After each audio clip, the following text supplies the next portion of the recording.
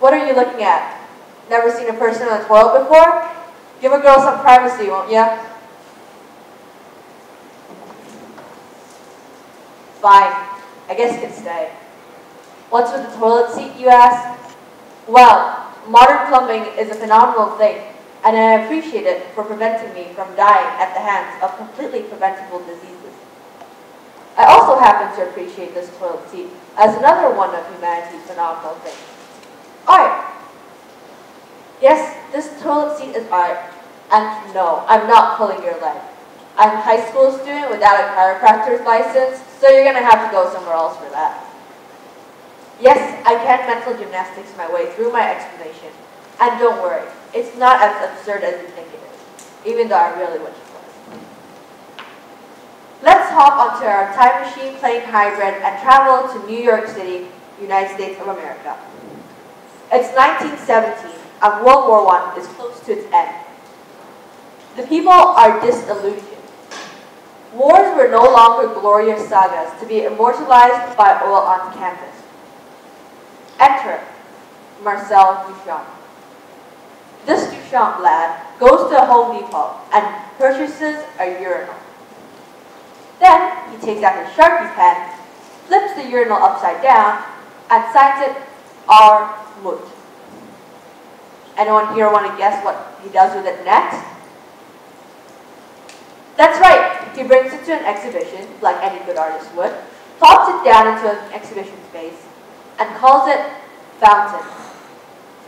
And to this day, Fountain remains one of the most important pieces in modern art. Yes, a urinal, more specifically. This urinal would have cost an unimaginable amount of money if it still existed today. Okay. By now, some of you are probably already beginning to question it. But anyone can do this. That's true. Anyone can do this. And I don't mind if you find the fountain is a load of nonsense. In art and in academia in general, it's important to have different opinions. To some extent, in studies of art, we will never truly know an artist's intent behind their artwork. So it's important to have different and sometimes controversial opinions in order to bring us closer to the analysis and study of the artwork. Okay, let's say my speech so far on disillusionment and urinals haven't grabbed your attention yet. That's cool, because I prepared something that I know you guys will like. Let's just call data isn't more attractive than the present. Memes. Yes, memes. Memes are an art, guys. What does memes tell us about art? Well, art is all around us, whether in the form of fine art or just some furry fan art a 13-year-old does online. It's all around us, but some of us don't realize it. And the reason why we don't realize it is because it's common for us to believe that art is pretentious, expensive, and impractical. And it's true, some art is all those things, but it doesn't have to be. And I'm going to show you. Okay, so I'm going to assume that most of you guys have a smartphone. If you do, can you please take it out and let's just open your favorite app, whatever it is.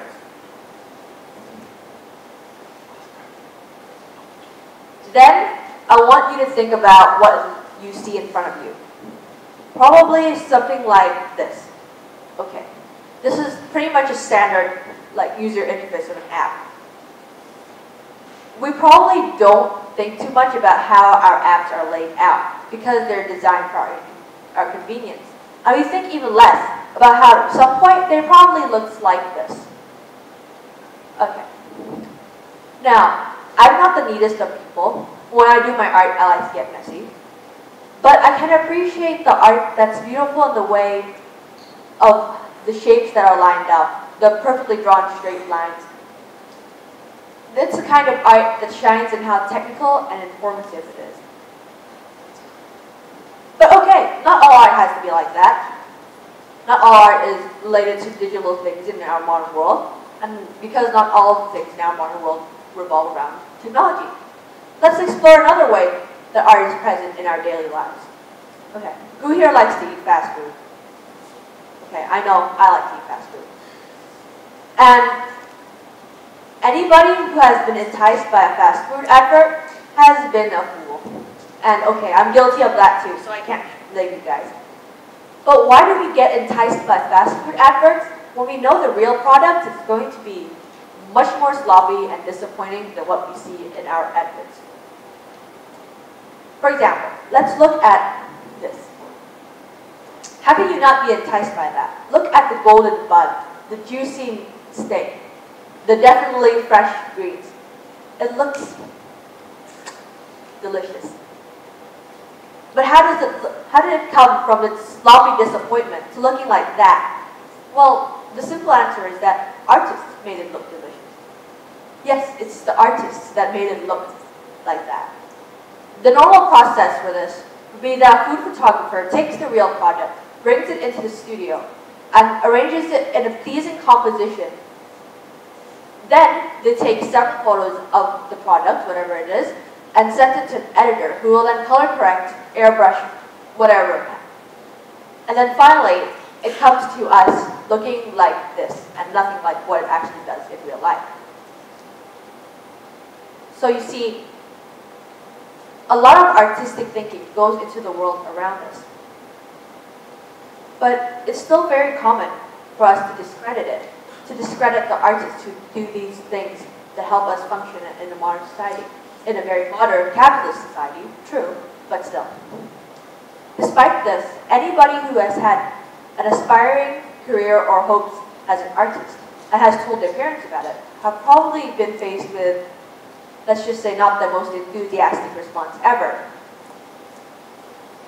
But if you think about it, why so? I mean, there are plenty of artists out there who are paid to do art. Perhaps not in the way we are taught to think of art, but it's still art. Somebody is out there being paid to design user interfaces, being out there being paid to design and airbrush hamburgers. Somebody out there has designed, an artist has designed the clothes you are wearing, the furniture you are sitting on.